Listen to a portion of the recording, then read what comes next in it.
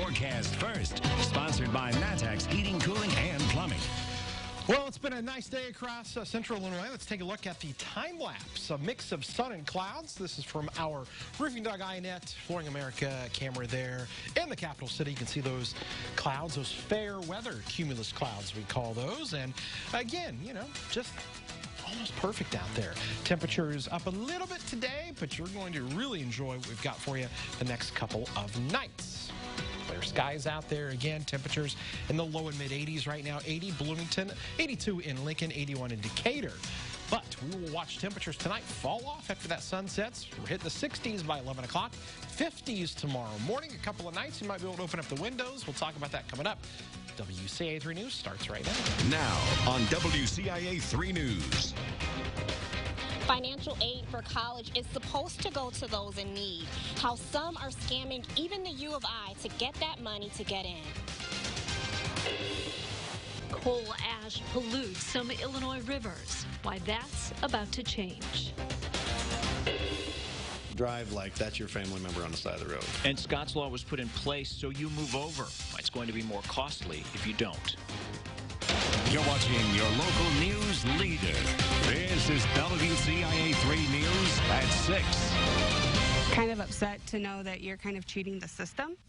And you might be too when you hear what wealthy parents are doing to get their kids money for college. Good evening, I'm Paul Cicchini. And I'm Jennifer Roscoe. You could call it another scam. Some parents gave up guardianship of their teenagers so they would be eligible for financial aid. Now the U of I says it's doing what it can to make sure it doesn't happen again.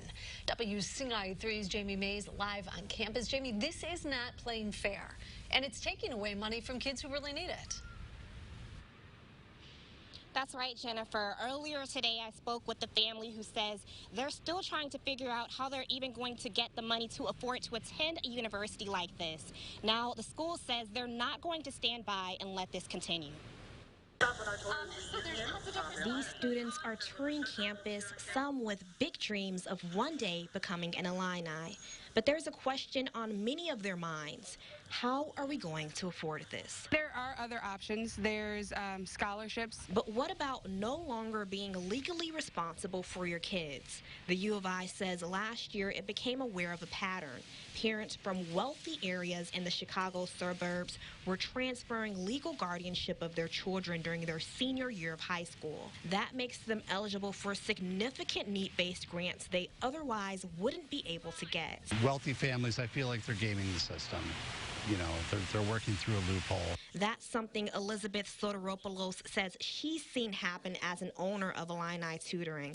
She says she's had families ask about falsifying things like their race or income to get more money for school. It teaches students that if you have money, the rules don't apply to you. Soteropoulos says it's not always about finances. Maintaining some family tradition of going to a certain school or just having a very impressive college name behind that child. And U of I says this type of behavior takes away from families who really need the help. That actually makes me kind of upset to know that you're kind of cheating the system. You have parents, such as myself, of a minority and lower income family that is working as hard as I am to make sure that he's getting what he needs. The school has contacted the Department of Education and the Illinois Student Aid Commission about these concerns. They're also adding another layer of screening onto their financial aid applications. Live in Urbana, Jamie Mays, WCIA 3, your local news leader. But Jamie, what about the students who gamed the system and are already at the U of I?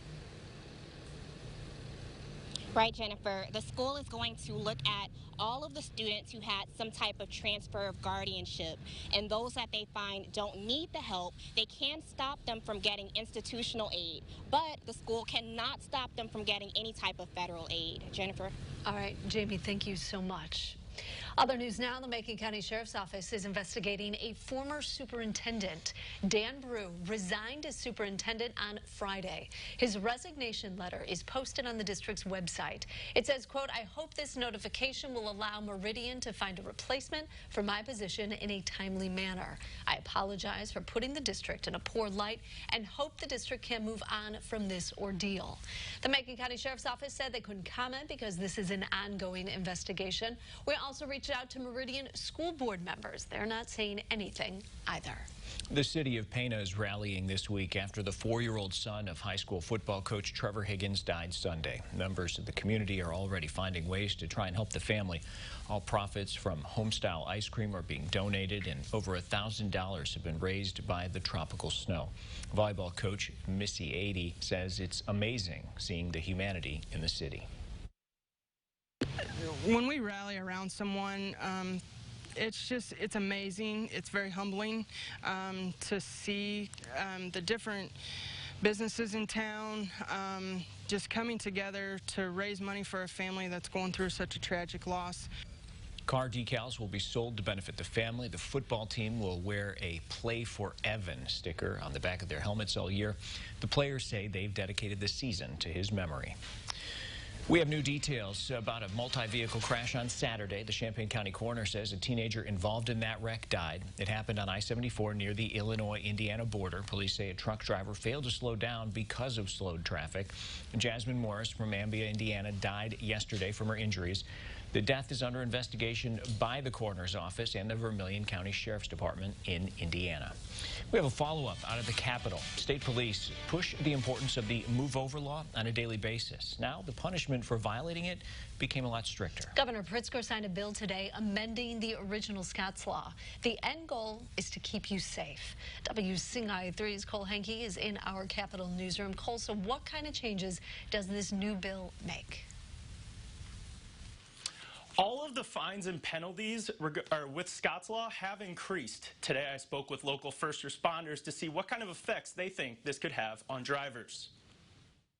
It's something almost every state trooper has had to deal with in their career, having a close call on the road. I've had ones where I've had to basically crawl onto the car to keep from getting hit. Illinois' move-over law has been in effect since 2002, but for the first time since then, the penalties have been raised.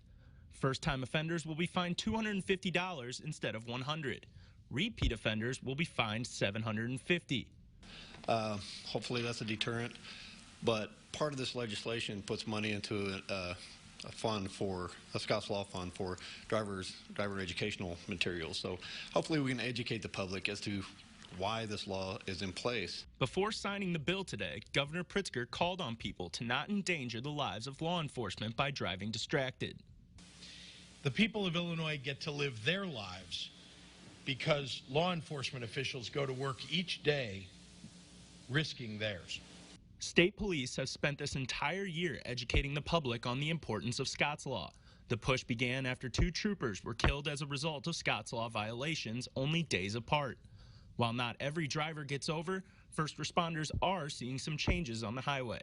Driving an ambulance, I still see some people, I don't know if they're just not listening, go ahead and pull out. So we always have to be aware of, what they're doing. But highways and things, driving back and forth to work, I've noticed a lot more people pulling over.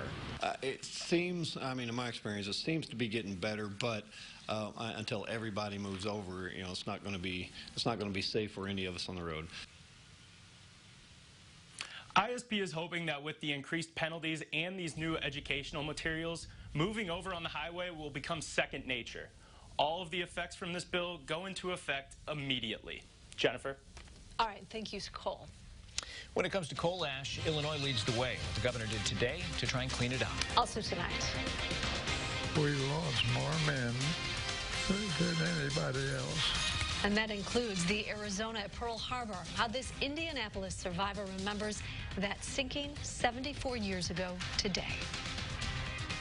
Today's numbers were almost perfect. Now, what I mean by that is when you look at the averages, the average is 83 and 63. We hit 84 and 63, so almost right on what is on target for the second to last day of July. Weather headlines. We look at the Roofing Dog iNet Bratcher weather camera. Some cool nights are ahead. We'll look at that. Average temperatures really in the forecast. And we'll look for some rain in the 7-day coming up.